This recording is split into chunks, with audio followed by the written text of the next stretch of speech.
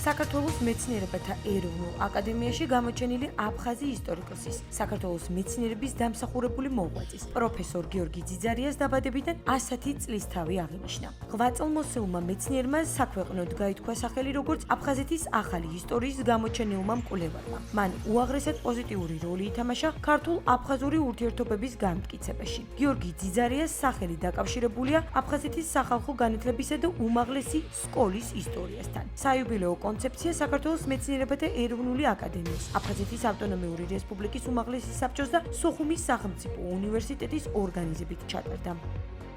ჩვენ მოვალეთვით ჩვენ თავს არა მხოლოდ ისტორიკოსები, ზოგადად მეცნიერები და ქართველი საზოგადოების წევრები, რომ დავიწყება გიორგი ძიძარიასი და მისი ძვირფასი კოლეგების და ჩვენ ყავდა აფხაზები ხოხოტი მღაშვა, ამიჩმა ყავდა წერალი თარმა და სხვები, არ შეიძლება.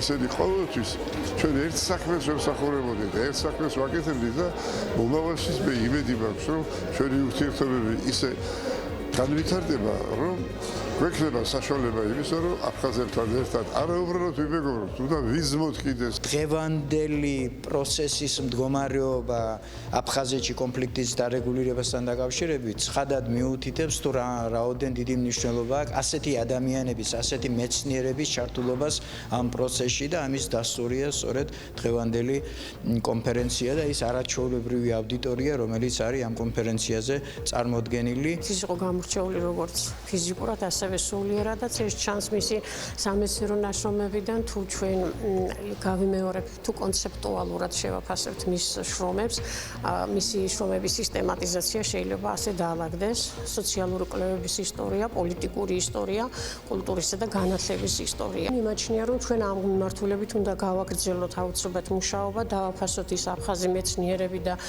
მეცნიერები, ისტორიკოსები, ფილოლოგები, ენათმეცნიერები, რომლებმაც თავიანთი კვალი გაავლეს ქართული და აფხაზური ენათმეცნიერებისა და ისტორიოგრაფიის განვითარებაში.